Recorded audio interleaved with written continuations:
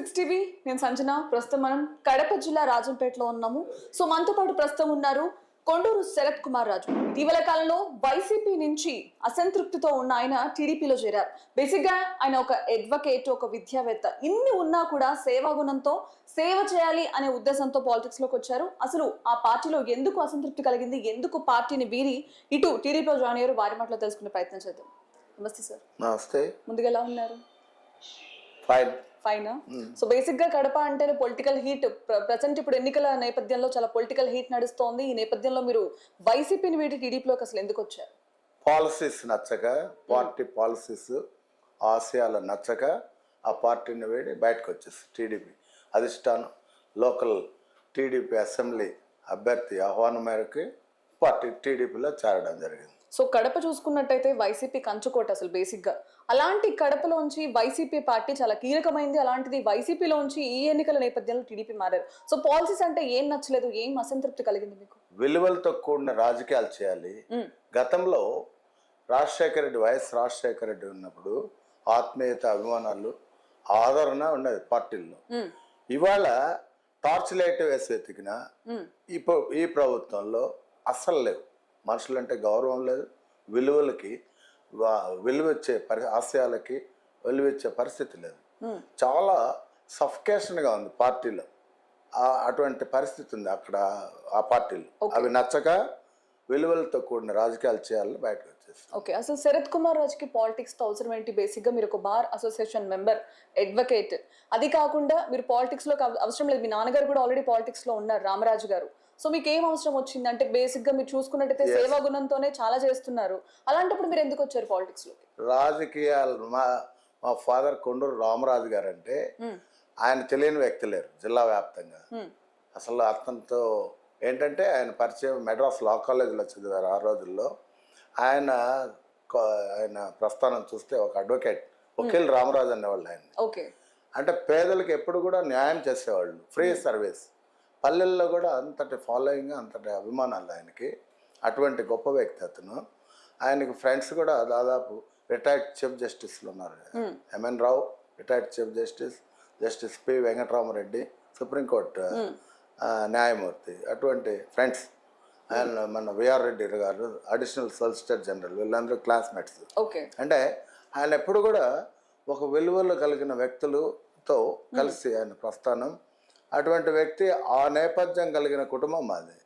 అంటే ఒక ఆ రోజుల్లో చదువుకున్న వ్యక్తి. ఎంతోమంది దేశంలో రాజకీయాలు, ఎందుకంటే రాజకీయాలు పాత రోజుల్లో నేను చూస్తే రాజకీయాలు ఎందుకు అవసరం అంటే, ఒక పల్లెల్లో చదువుకున్న వ్యక్తి ఒకరు ఉన్నప్పుడు పల్లెల్లో 90% ఈరోజు సహాయం కోసం చూస్తున్నారు. వాళ్ళకి అవసరాలకి ఒక ఆఫీస్కి వెళ్తే పలికే వాళ్ళు కావాలి, వాళ్ళని కేర్ చేయరు. అటువంటి తరుణంలో ఇలాంటి వ్యక్తులు ఉన్నప్పుడు, మళ్ళాంటి వ్యక్తులు ఉన్నప్పుడు సమాజంలో వాళ్ళకి సేవ చేస్తూ పలుకుతారు, 10 పనులు అవుతాయి. దీనికోసం రాజకీయం కావాలి. సో ఆ ప్రస్థానంలో మా ఫాదర్ రామరాజు గారు అంత కమిట్మెంట్తో చేస్తాడు పాలిటిక్స్, అంత విలువలతో చేస్తాడు. ఒక వ్యక్తి తరఫున, ఒక పార్టీ తరఫున తిరుగుతున్నాడంటే ఆ పార్టీ క్యాండిడేట్ గెలిచినట్టే. రామరాజు గారు ఏ పక్క ఉన్నాడంటే ఆ పక్క గెలిచిపోయినట్టే. అటువంటి నేపథ్యం. ఎందుకంటే ఏం ఆశించరు ఆయన. 24 hours ఆయన వెర్షన్ గెలిపించాలి, పార్టీని గెలిపించాలి. గెలిచిన అభ్యర్థి ఎమ్మెల్యే మన వాళ్ళకి ఉపయోగపడతాడు కదా, సర్వీస్ చేస్తాడు అనేది. సో ఇప్పుడు మీరు అడిగారు రాజకీయాలు ఎందుకనేది. రాజకీయాలు ఎందుకంటే నా వెనక కొన్ని వేల మంది ఉన్నారు. వాళ్ళకి సమస్యలు ఒకటి కాదు, భూ సమస్యలు ఉంటాయి, పోలీస్ స్టేషన్ సమస్యలు ఉంటాయి, ఇంకొక సమస్యలు ఉంటాయి.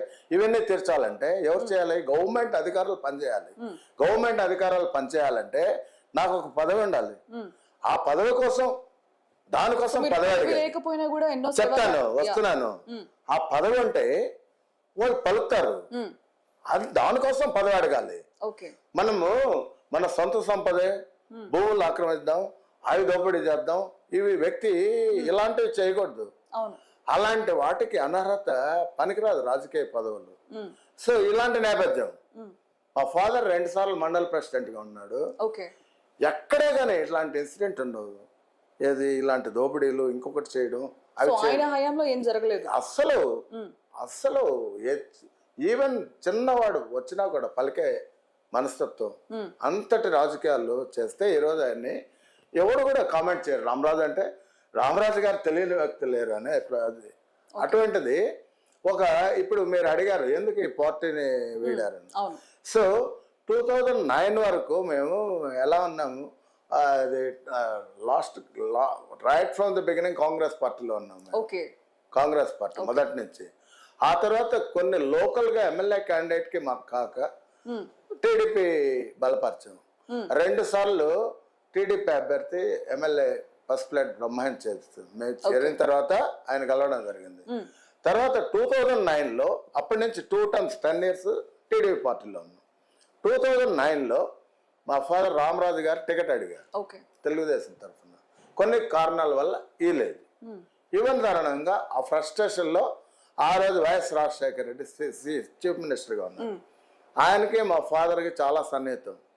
రామరాజు గారు మీరు ఇటు రాండి పార్టీ లేకంటే ఆత్మీయ పిలుపు ఉందని ఇమ్మీడియట్గా అటు వెళ్ళడం జరిగింది.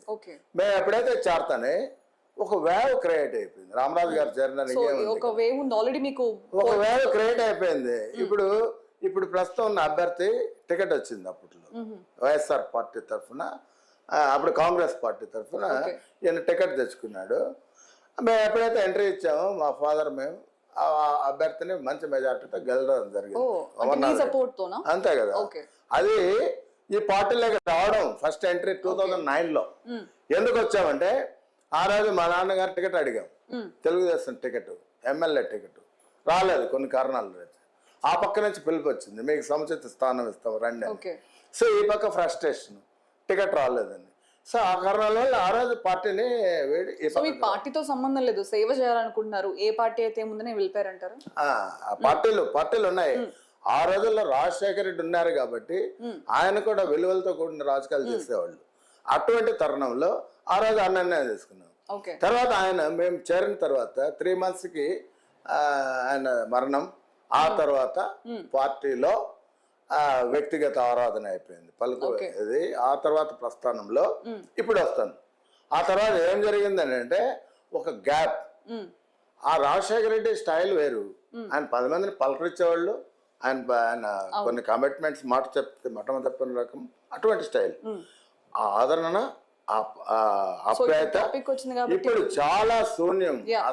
చెప్పారు రాజశేఖర రెడ్డి గారు అప్పుడు వేరు ఇప్పుడు వేరని చెప్పి లేరు కదా. రాజశేఖర రెడ్డి గారు, ఇటు రాజశేఖర రెడ్డి గారు, ఇటు జగన్ గారు, ఇద్దరివి మీరు చూసారు. డిఫరెన్స్ అదే చెప్తున్నాను. రాజశేఖర రెడ్డి గారు మాట చెప్తే ఆయన 10 మందికి హెల్ప్ చేసేవాడు, మాట చెప్తే లీడర్స్ కి చేసేవాళ్ళు. ఇక్కడ అది లేదు. ఎందుకంటే ఒక నాయకుడు అనేవాడు నచ్చని అంశాలు ఏంటంటే, గెలిచిన మనం ప్రజాక్షేత్రంలో ఉన్నామంటే నంబర్ 1 ఎప్పుడు కూడా ప్రజల మధ్య తిరుగుతూ ఉండాలి. పదవులు వస్తే దేవుడు అనుగ్రహం, అది గాడ్స్ గ్రేస్. ఒక పదవి వచ్చిందంటే మనం పదవులు లేనప్పుడు తిరుగుతాం, పదవి ఉన్నప్పుడు తిరగకపోవడం ఏంది, అది చాలా తప్పది.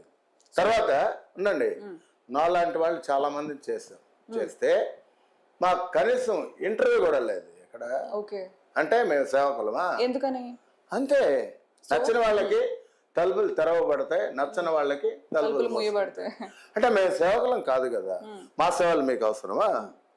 అంటే చేసే సేవలన్నీ కనిపిస్తున్నాయి కదా, మరి ఎందుకు అంటే నేను చెప్తున్నాను. అందుకే వాళ్ళకి కనబడలేదు. వాళ్ళ కింద ఉండే నాయకులకి మా సేవలు అవసరం లేదు అనిపించింది. అందుకని మోసుకున్నాయి తలుపులు. సో నాకు ఈ రాజకీయాలు అనేది ఒక ప్లాట్ఫామ్ కావాలి, సర్వీస్ చేసేదానికి ఒక ప్లాట్ఫామ్, అంతేగాని సంపద కోసం కాదు. అక్కడ ఏదో ఉంది తీసుకుందాం అని, that is absolutely we're against for that concept. ఎందుకంటే మేము ఒక పదవి ఉంటే వాడికి సర్వీస్ చేసే అవకాశం ఉంటుంది కాబట్టి దానికోసం కావాల్సిందే, దానికోసం రాజకీయం. అదే అక్కడ అది లేదు. ఇవి అలా పెడితే ఇన్ని ఏళ్ళు ఒక నిజాయితీగా సర్వీస్ చేస్తా ఆ పార్టీకి. 4 ఎలక్షన్లు చేశా. 2009 నుంచి బై ఎలక్షన్ వచ్చింది, 2009లో గెలిపించాం. తర్వాత బై ఎలక్షన్ వచ్చింది, గెలిపించాం. తర్వాత మా అభ్యర్థి ఇక్కడ 2014లో ఓడిపోయాడు. ఆ రోజుల్లో ఆ గెలిచిన వ్యక్తి టీడీపీ అభ్యర్థి నా దగ్గరకు వచ్చాడు, మా పార్టీలోకి రమ్మని, తెలుగుదేశం పార్టీ. నేను చెప్పాను ఏమని, నేను మీకు ఓటు వేయలేదు, నాకు వద్దు అని చెప్పి. సరే, ఎందుకంటే నేను ఏదో ఆశించి రాను. అవసరం అతను నాకు మిత్రుడు, అవసరం ఉన్నప్పుడు మాట్లాడతాం అని చెప్పి మళ్ళీ అవకాశం వచ్చి 2019లో మేడం మల్లికార్జున రెడ్డి రావడం, దేంట్లోకి వైఎస్ఆర్ పార్టీకి ఆయనకి మనస్ఫూర్తిగా చేస్తాం, గెలిపించాం. ఇది అంటే అది అంతటి ఆ పార్టీకి 14 years సర్వీస్ చేశాం. సో అందరికీ మద్దతు ఇచ్చి కూడా గెలిపించారు. చాలా చాలా మద్దతు ఇచ్చి గెలిపించాం. మరి ఎందుకు గుర్తించలేదు? ఇప్పుడు చెప్తాను. ఇప్పుడు ఆ పార్టీ పదవులు 2019లో నాకు చెప్పారు, హామీ ఇచ్చారు. ఏమని, ఇట్లా నాకు ప్లాట్ఫామ్ కావాలి, సర్వీస్ చేయాలి, అది అంటే నాట్ మేము భర్తీ కల్పిస్తాం, ఒక పదవి ఇస్తాం నీకు అని చెప్పడం జరిగింది. నేను దానికి కారణం ఏంటంటే ఆ భర్త ఎందుకు కలిపిమన్నాను. నేను ఇక్కడ యాక్చువల్లీ నేను కుల నాయకుడిని కాదు, ఒక వర్గానికి కానీ నాకు చాలా ఫ్రెండ్స్ ఉన్నారు, ఇర్రెస్పెక్టివ్ ఆఫ్ క్యాస్ట్. నేను అట్లాంటి ఆ నేపథ్యం లేదు నాకు. ఒక క్యాస్ట్ని ఎంకరేజ్ చేయడం, ఇక్కడ చేయడం అసలు మా ఫాదర్ కానీ నాకు కానీ లేవు. చాలా మంది ఫ్రెండ్స్ అక్రాస్ ది కమ్యూనిటీస్ ఉన్నారు. సో ఆ నేపథ్యంలో ఇక్కడ ఆ రోజుల్లో 2018లో ఒక కార్పొరేషన్ ఇక్కడ చాలా మంది పేదలు క్షత్రియ దీంట్లో ఉన్నారు, చాలా మంది పేరుకే కానీ ఫైనాన్షియల్ గా చాలా వీక్ ఉంటుంది. కలిగిన వాళ్ళు తక్కువ ఉన్నారు, బేసికల్లీ తక్కువ. సో మీ కమ్యూనిటీకి సంబంధించి కూడా మీరు ఏమన్నా చేశారా? చెప్తాను. అట్టప్పుడు ఆ నేపథ్యంలో 2019లో కార్పొరేషన్ కావాలి పేదవాళ్ళ కోసం అని నేను ఒక పెద్ద ఉద్యమం చేశా. దాదాపు 25,000 మంది వచ్చారు రాజంపేటలో. అది పెద్ద హిస్టరీ. సో అది ఎందుకు చేశానంటే ఒక కార్పొరేషన్ వస్తే దాని బెనిఫిట్స్ అందరికి అందుతాయి కదా. దాదాపు కొన్ని 25,000 కొన్ని లక్షలు ఖర్చు పెట్టాం. ఒక వేవ్ క్రియేట్ అయింది. ఎస్, వీళ్ళు ఇంతమంది ఉన్నారు పాపము, వీధుల మీదకి వచ్చారు అనే నేపథ్యంతో. సో అందుకని అప్పుడు ఒక కార్పొరేషన్ ఇవ్వండి మాకు పదవి, సో మా వాళ్ళకి హెల్ప్ చేయొచ్చు కదండి. So that was absolutely neglected. సరే అయిన తర్వాత సరే ఓకే, ఐ డోంట్ బాదర్, రాలేదు కదా అని చెప్పి ఎప్పుడు కూడా నో రిగ్రెట్స్. అయిన తర్వాత బలమైన ఇంకొక దొరికింది, జిల్లాలు ఫామ్ చేయాలి అనే కాన్సెప్ట్ వచ్చింది. 3 years బ్యాక్ ఈ కాన్సెప్ట్ వచ్చింది, జిల్లాలు చేయాలని. సో ఆయన పాజిటివ్ గా రెస్పాండ్ అయ్యారా? మీరు సిబిఐ చెప్తాను. జిల్లాలు చేయాలని కాన్సెప్ట్ వచ్చినప్పుడు పార్లమెంట్ పాలసీస్ చేశారు. ఏమని, ఏవైతే పార్లమెంట్ సెగ్మెంట్స్ ఉన్నాయి హెడ్ క్వార్టర్స్, వాటిని జిల్లా చేయాల్సిందే అని. మరి రాజంపేట బ్రిటిష్ కాలం నుంచి ఇది పార్లమెంట్ హెడ్ క్వార్టర్స్. ఇక్కడ అంత బలమైన concept, sub collectors designated office British కాలం నుంచి. దీన్ని ఈ రాజకీయాలు చేసి వాళ్ళ స్వార్థం కోసం భూముల రేట్లు పెంచుకోవడానికి అని చెప్పి ఎక్కడ ఉన్న రాయచోటిని జిల్లా చేసి దీన్ని టోటల్ నెగ్లెక్ట్ చేస్తారు. అసలు ఎంత దారుణం జరిగిందంటే చెప్తాను. తర్వాత నాకు వండర్ వేసింది, ఇదేంది రాజంపేటని చేయకపోవడం ఏంది, రాయచోటి అసలు ఊహకందని విషయం దీన్ని జిల్లా చేయడం ఏంది, దీని ఆంతర్యం ఏంటంటే అసలు ఊహించుకోలేని విషయం. అది అవును చేసేసినాం, ఏమవుతుందని చెప్పి ఆ పరిస్థితుల్లో నేను ఏం చేస్తాను, వీళ్ళని అడిగాను, వైసీపీలో ఉండే లీడర్లను అడిగాను, పదవుల్లో ఉండే లీడర్లను అడిగాను, ఏమండి జిల్లా పోతుంది, మనం ఏదో ఒకటి చేయాలి కదా అంత చెప్తాను. అంత ఉంటే లేదు అది హైకమాండ్ నిర్ణయం, మనం ఏం చేయలేము, మాట మనల్ని పడినారని. ఇది ఎలా అవుతుంది? ఎస్, నేను నా దగ్గరికి చాలా మంది ఫ్రెండ్స్ వచ్చారు, సమైక్యాంధ్రలో ఉద్యమం చేస్తే ఆ రోజులు సమైక్యాంధ్రలో కొన్ని రోజులు ఉద్యమం చేస్తే యాజ్ ఏ బార్ ప్రెసిడెంట్గా, రాజంపేట బార్ ప్రెసిడెంట్. అటువంటి ఉద్యమం నేపథ్యం ఉండే నాది. ఎస్, దీన్ని ఎందుకు చేయను చాలా మంది అడిగారు. కమ్యూనిటీలో ఒక ఉద్యమం తీసుకొద్దామంటే ఎస్ నేనుంటానని చెప్పి ఉద్యమం చేస్తే పై నుంచి చాలా ఫోన్, మీరు చేయగా పార్టీలో ఉన్నారు కదా, ఐ డోంట్ కేర్, దీనికి అదే ప్రాథమిక సభ్యత్వానికి రాజీనామా చేస్తాను, నన్నుగా ఇంటర్ఫేర్ చేయొద్దు, మీరు ఇస్తారా లేదా జిల్లా చేస్తాను అనే తరుణంలో లాస్ట్కి 1 month అందరూ కనెక్ట్ అయినారు. అపోజిషన్ పార్టీస్ అందరూ వచ్చారు, మిగిలిన ఫ్రెండ్స్ వచ్చారు. 1 నెల రోజుల పాటు ఉద్యోగం చేశారు అక్కడ రాజంపేటలో. లాస్ట్ ఫైనల్లీ ఏమైందంటే చెప్తాను ఇన్సిడెంట్కి. వచ్చిన తర్వాత నేను ఒక బంధుకి పిలుపునిచ్చాను రాజంపేటలో. బంధుకి పోలీసులు పర్మిషన్ లేదన్నారు. నేనుండి హౌస్ అరెస్ట్ అంటే చిన్నగా తప్పించుకొని ఎస్ బంద్ టుమారో అని నేను వాళ్ళకి దొరకకుండా దాంకొని మరుసటి రోజు 6 o'clock ఎంట్రీ ఇచ్చా గుడి దగ్గర. ఇచ్చిన తర్వాత అక్కడి నుంచి మా వాళ్ళందరికి ఫోన్లు కొట్టా. 7 o'clockకి ఒక 400-500 మంది వచ్చారు అక్కడికి. అందరూ ఫ్రెండ్స్ ఉద్యమం చేయాల్సి ఇది వినాలి, ఎందుకంటే ఆ తర్వాత వెరీ ఇంట్రెస్టింగ్. ఆ తర్వాత ఏమైందంటే పోలీసు వచ్చారు.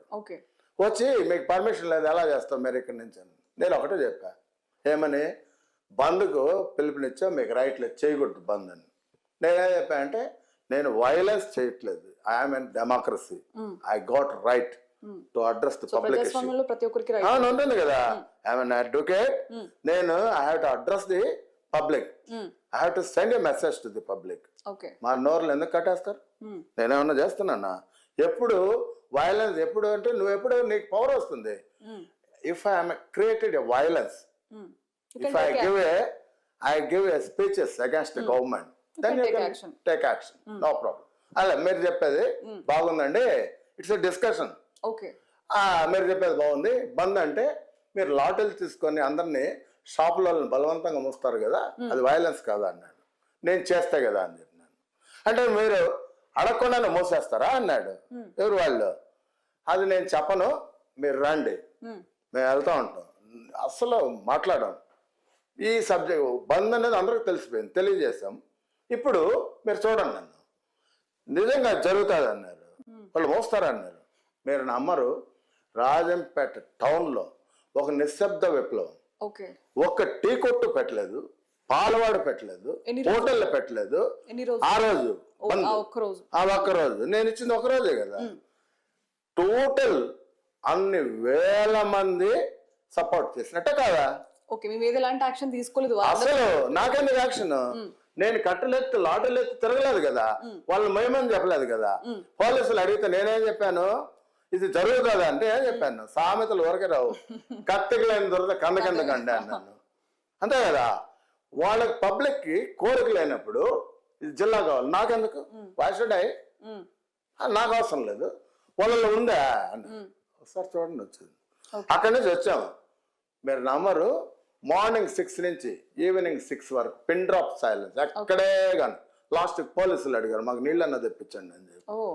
అంత చేస్తే అంటే అంత పాపము ఆక్రందన ప్రజలు కళ్ళల్లో నీళ్లు ఏంటి మాకు జిల్లా they could not digest it. ఒక రాజకీయ నాయకుడికి ఇవన్నీ ఉండాలి, ప్రజల్ని. ఇప్పుడు వస్తున్నాను, ఎంత బలమైన సబ్జెక్టు. ఆడవాళ్ళు అయితే ప్రత్యేకించి శరతన్న ఎట్లా ఒకటి దీన్ని ప్రయత్నం చేయండి అంటే మనం నేను చెప్పామని ఆ ప్రెస్ వచ్చారు కదా, వాటి సాక్షిగా చెప్పా. బ్రిటిష్ కాలం కూడా లేదు ఈ మాదిరి ఈ అరాచకం ఇది. ఇప్పుడు ఏ ఇయర్లో ఉన్నామో ఇప్పుడు కూడా ఇటువంటి మా నోర్లు మోపిస్తారా? ఇంతకంటే ఇంకన్నా ఉందా? చాలా అవమానం. I'm very sorry. ఇటువంటి పార్టీలో ఉండడం అనేది చాలా దౌర్భాగ్యం అనేది ఆ రోజు చెప్పాము.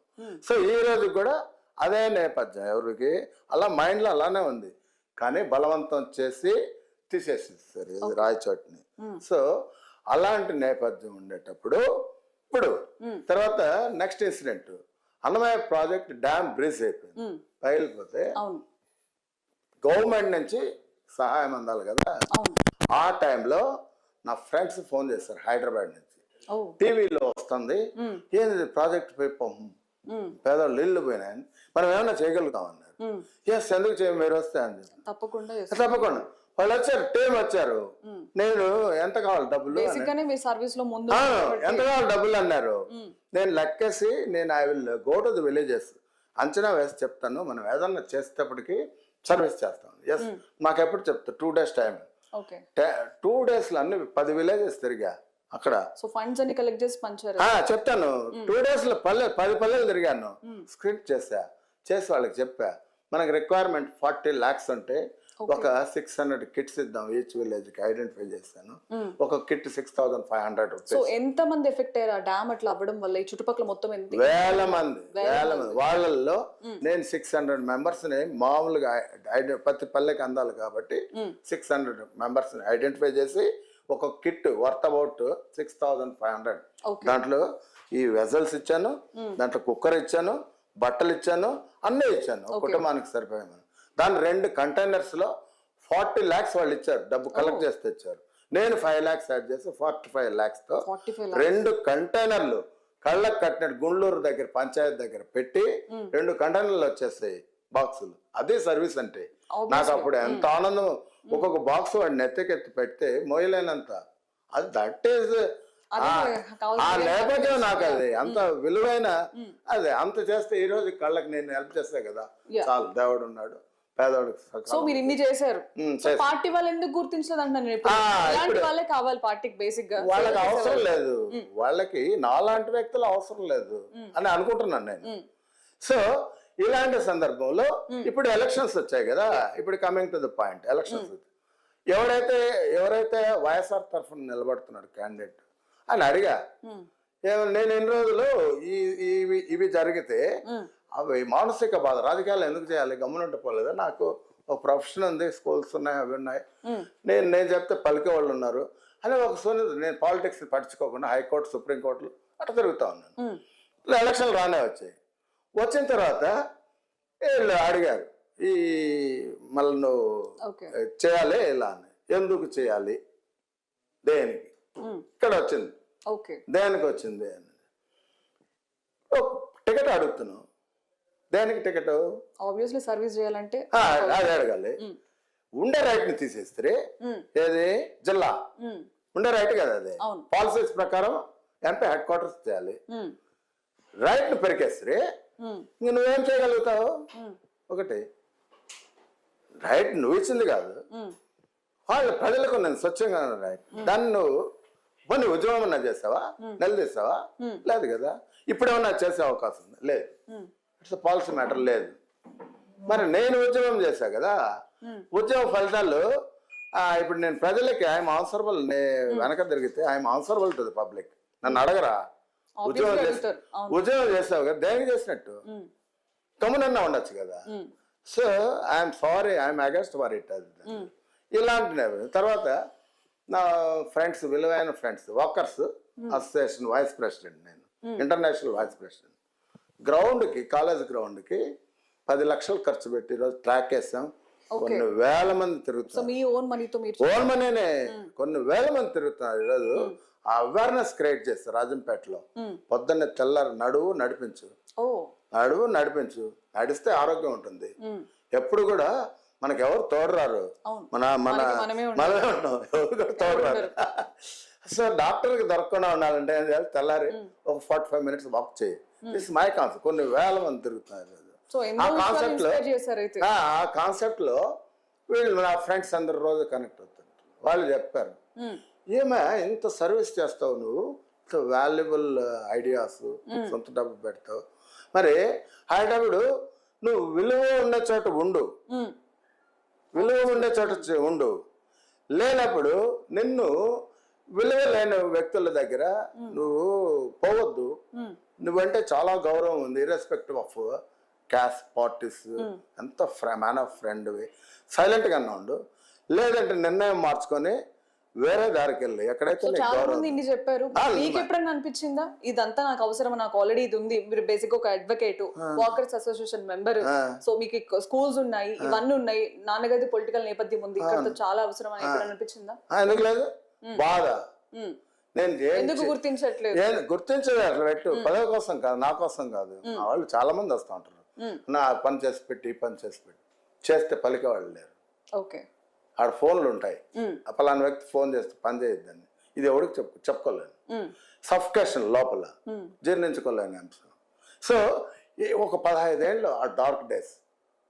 ఓకే, అందుకని ఆ పక్క నుంచి టీడీపీ నుంచి వాళ్ళు అడిగారు, ఈ మాదిరి మీరు రాండి, వేశ్వడ్ మీరు రాండి అని. నేను చెప్పాను, నా పాలసీస్ ఇవి, నా డిమాండ్స్ ఇవి, పబ్లిక్ డిమాండ్స్. నేను ఉద్యోగం చేశాను, జిల్లా చేస్తే అందరి కోరిక తీరుతుంది. నా ఉద్యోగం రెస్పాన్స్ ఏ విధంగా ఉండేది? మీరు మీ డిమాండ్స్ వారి ముందు పెట్టినప్పుడు పెడితే మన టీడీపీ అభ్యర్థి చాలా వాళ్ళకి కన్వే చేస్తాడు అధిష్టానానికి. ఇలా అన్నప్పుడు ఎస్. సో బేసిక్ ఇలాంటి వాళ్ళే కావాల్సింది, సేవ చేసే ప్రజల మధ్యలో ఉండే వాళ్ళే కావాలి. ఎవరైతే పబ్లిక్ సమస్యలు అడ్రస్ చేస్తారో, ఆ జైలు ఉందో, అది ఉందో, అటువంటి వాళ్ళు కావాలి మనకి లీడర్స్. మనకు లీడర్స్ పదవులకు ఎంపర్లాడేవాళ్ళు కాదు కదా. కానీ నేను ఎంత బోధపడుతున్నానంటే 15 ఏళ్ళు నా వాళ్ళకి ఏం చేయలేదే, నేను నష్టపోయినానే.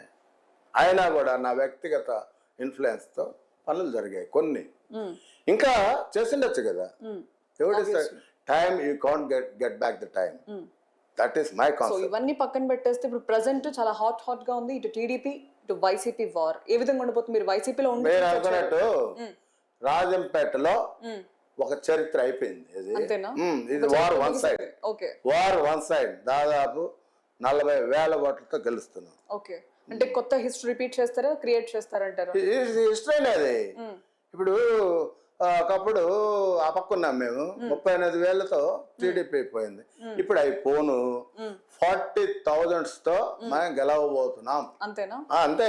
100%. ఇందులో ఆ చరిత్ర అది. అందులో ఇంకొక సెంటిమెంట్ ఉంది రాజంపేటకి, మీకు తెలియదు. రాజంపేటలో ఏ పార్టీ అభ్యర్థి గెలుస్తాడో that will come into the power. This is the coming. 7 సార్ల నుంచి జరుగుతుంది. సో మీరు ఇంకా అంచనా వేయచ్చు, స్టేట్ లో ఒక వేవ్ క్రియేట్ అయింది. అది అంత నెగటివ్ ఉంది గవర్నమెంట్ పైన. సో ప్రెసెంట్ ఎక్కడ చూసుకున్నా కూడా ఏపీలో టీడీపీ వేవ్ అయితే నడుస్తోంది. అది క్లారిటీ ఉంది అందరికి. సో ఈ 3 పార్టీల అలయన్స్ అనేది ఏ విధంగా గెలుపుకు దోహదపడుతుందని మీరు అనుకుంటున్నారు? 100%. ఇప్పుడు గతంలో ఒక 100 నుంచి 45 సీట్లు అంత మ్యాండేట్ ఉన్నా 100 నుంచి 45 సీట్లు 100 నుంచి 2,000 ఓట్లతో పోయినాయి. ఇప్పుడు చూస్తే ఆ పరిస్థితి లేదు. జగన్ రెడ్డిని చూస్తే ఇవాళ ఆ రోజు ఆయనకి రాజశేఖర్ రెడ్డి లెగసీ నెంబర్ 1 కలిసి వచ్చిన అంశాలు. నెంబర్ 2 ఆయన రాజశేఖర రెడ్డి భార్య విజయలక్ష్మి గారు తిరిగారు, షర్మిల గారు తిరిగారు. ఒక తిట్టు జైల్లో ఉన్నారు, నేపథ్యం ఆ సానుభూతి. ఒకే ఒక ఛాన్స్. ఉద్యోగస్తులు, పిల్లలు, నిరుద్యోగులు, మహిళలు అందరూ కూడా ఆయనకి చెయ్యి అందించారు. సో రికార్డ్ బ్రేక్ చేస్తారు అయితే కడపలో వైసీపీ కంచు. పదే ఇవాళ చూడండి ఆమె ఉందా పాపం విజయలక్ష్మి, పెద్ద ఆమె ఉందా? లేదు. ఆమె ఇవి చూడలేక ఎక్కడికి వెళ్ళింది? మరి ఎవరన్నా అన్నారా? ఎవరి వల్ల పోయిందా? ఎవరి వల్ల వెళ్ళింది చెప్పండి. I'm asking the question. ఆమె ఎవరి వల్ల పోయింది? అంత రాజశేఖర రెడ్డి అంటే విలువతో ఉన్నాడు. ఆమె కూడా మా తల్లి పాపం అటువంటి జీర్ణించుకోలేక షీ హాస్ గాన్. ఎందువల్ల? మరి ఆమె ఉంది షర్మిలమ్మ పాపం, ఆమెకు జరిగిన అన్యాయం తెలీదు, ప్రతి మహిళకి తెలుసు. ఆమె ఏమన్నా ఎవరన్నా అడిగారా? ఆమె మీడియా ముందుకు వచ్చింది. మరి మనం వాళ్ళకే న్యాయం చేయలేనప్పుడు how we can expect that justice will be done to the ordinary public, to the other ladies? This is my question. ఈ సందర్భంలో ఉద్యోగస్తుల వ్యతిరేకత, కూలీ కార్మికుల వ్యతిరేకత, ఇసుక దొరక ఆళ్ళు, భవన కార్మికులు, డోక్రా మహిళలు, అడ్వకేట్స్ కూడా ఇప్పుడు ఏంటంటే ఈ లోపల జరిగింది. ఒక యాక్ట్ తెచ్చారు. ఏంటంటే అది ఇప్పుడు ఇక్కడ పోయినాడు తెలంగాణలో ఎవరు? కేసీఆర్. ఎందుకంటే ఒక యాక్ట్ వల్ల వాడు పోయాడు.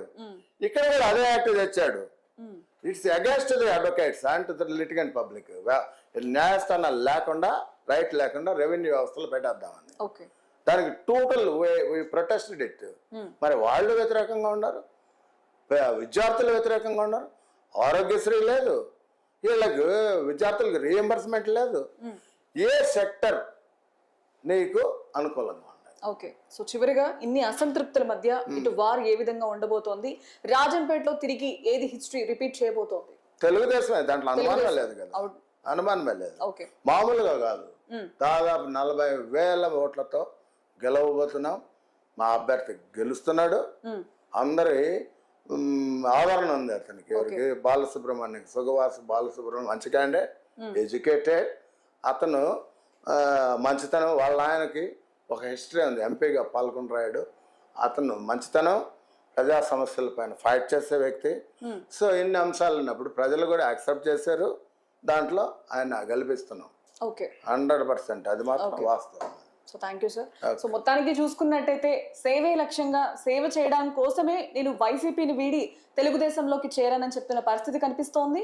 సో సేవ చేసేవారు ఎక్కడున్నా సరే ప్రజల్లో గుర్తింపు కావాలని కోరుకోరు. సేవ కోసమే నేను కేవలం పార్టీ వీడాను, నా డిమాండ్స్ నచ్చి టీడీపీ వాళ్ళ పిలుపు మేరకు నేను టీడీపీలో చేరానని చెప్పేసి కూడా చెప్తున్న పరిస్థితి కనిపిస్తోంది. That's all for now.